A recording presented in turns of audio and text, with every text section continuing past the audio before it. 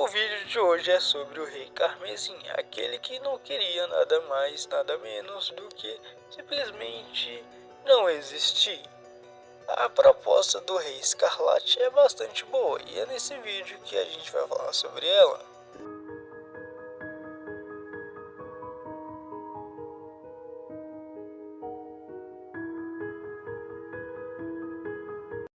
Quando se fala em SCP poderoso, muita gente pensa na proposta do SCP-01 Andrew, porém ele não é o mais poderoso, pois existem outros SCPs bem fortes, no caso o Murphy Lawley, que também é bem poderoso. Sim, eu sei que o nome dele é estranho, mas ele é bem apelão. Mas o vídeo de hoje não é para falar sobre isso, nem do SCP-3812, e sim do Rei Escarlate, que é um dos que ameaçaram toda a criação. Esse ser é puro caos e ele quer que tudo volte a ser como antes, o verdadeiro nada, pois assim ele vai ficar tranquilo e não vai mais sofrer aquela dor de conhecer toda a criação. Antes de tudo, o absoluto nada era a única coisa presente. Porém, após a árvore da criação ser plantada, os seus galhos e raízes começaram a criar vida. Afinal, a árvore da criação é o centro de tudo. E nisso nasceu planetas, satélites naturais, universos, entre várias coisas, no verso de SCP. Aliás, os Elder Gods, ou deuses antigos, vieram disso mesmo, pois eles são os deuses que iam governar tudo ao seu redor. E uma coisa interessante também, que não só os deuses antigos, a escuridão foi feita, pois nessa escuridão também ia ter outros deuses com um poder menor, mas um deles se destaca, que era Harak. Harak não concordava com nada daquilo, pois ele se conhecia e conhecia também a criação, afirmando que aquilo lhe gerava dor, pois conhecimento em excesso realmente acontece isso. Então ele proclamou que ia destruir tudo, pois a sua existência e a existência de tudo lhe causava dor e sofrimento. Harak então começou a matar e absorver os seus irmãos, que também eram deuses, e nisso ele também declarou guerra para toda a criação, pois ele queria que não só ele, mas tudo não existisse mais. Então, após finalmente declarar guerra a toda a criação, Harak fechou seu domínio e nisso Sana, que era uma deusa subjugada por ele, não conseguiu sair. Nisso então ele a pegou à força durante 7 dias e 7 noites. Assim ele queria ter filhos com o seu sangue para aumentar o seu exército contra toda a criação. Porém, isso saiu melhor do que ele esperava, pois Sana não teve filhos, e sim teve 7 filhas. Nisso, Harak viu uma oportunidade de ouro para aumentar mais ainda o seu exército. Porém, infelizmente, após o nascimento das 7 filhas, Sana não aguentou e acabou morrendo devido às complicações e o tamanho poder de Harak. Harak então colocou um selo em cada uma das suas filhas, transformando cada uma em sua esposa, e esse selo impedia que elas morressem. Assim ele poderia ter um exército muito maior. E os selos são o seguinte, de acordo com cada noiva. A primeira noiva tem o selo do domínio, a segunda tem o selo da saudade, a terceira noiva tem o selo da desolação, a quarta noiva tem o selo da ira, a quinta noiva tem o selo da falta, a sexta noiva tem o selo do escondido ou escondida, e a sétima noiva tem o selo da esperança. Então, após todo esse processo, finalmente o então agora Rei Escarlate conseguiu o que queria.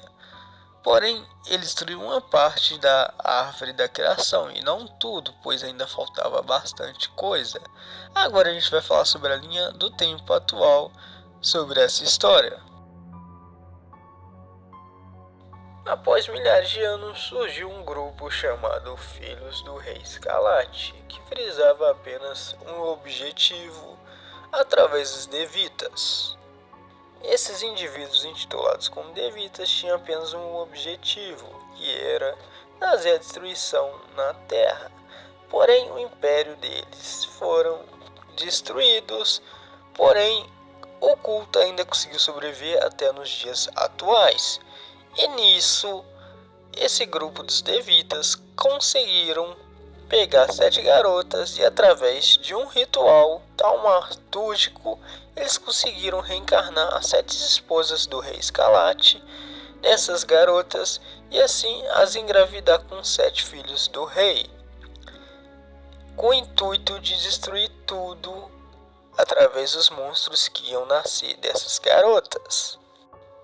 Porém, a Fundação SCP interviu e pegou essas garotas para que não ocorresse tamanha tragédia.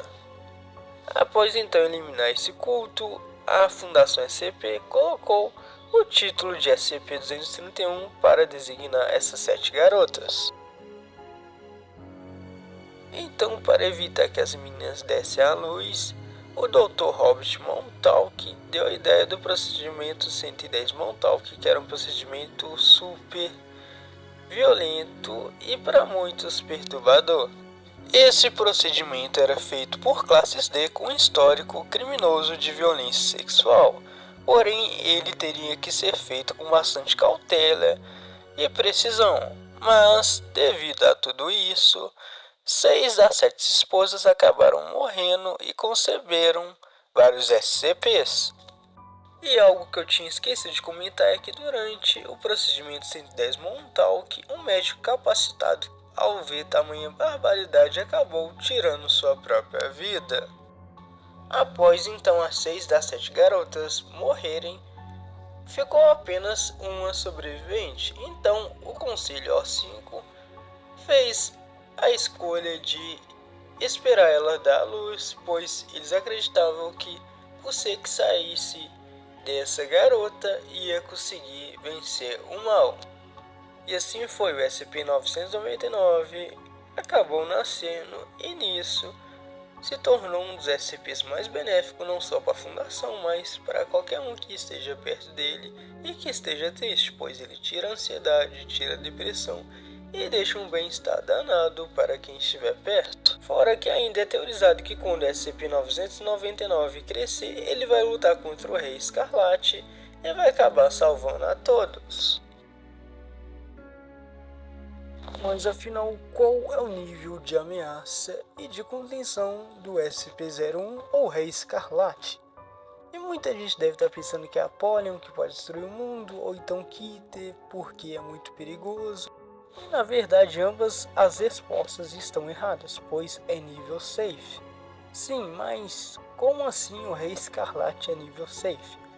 A resposta para o Rei Escarlate ser nível safe é porque ele não pode ser contido de maneira alguma. O procedimento 110 Montauk na verdade é uma farsa e é usado para gerar medo, agonia e repulsa no pessoal da Fundação SCP que não sabe sobre isso. Por isso mesmo, qualquer coisa que mude esse procedimento, que para muitos é real, pode causar no Rei Escarlate tentando invadir esse mundo e consequentemente destruindo, pois o Rei Escarlate fica feliz em ver as pessoas tendo agonia, medo e desespero.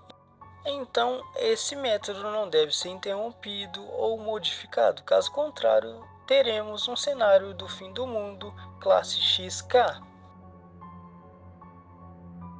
Só lembrando que eu ainda vou fazer outros vídeos sobre a Fundação SCP, seja da Fundação em si, sobre os SCPs, sobre as rivais da Fundação como a GOK ou a Monza Serpente, entre outros vídeos relacionados ao universo SCP. Espero que gostem. Se você não é inscrito ou inscrita, se inscreve aí, já curte, comenta o que você achou e até uma próxima.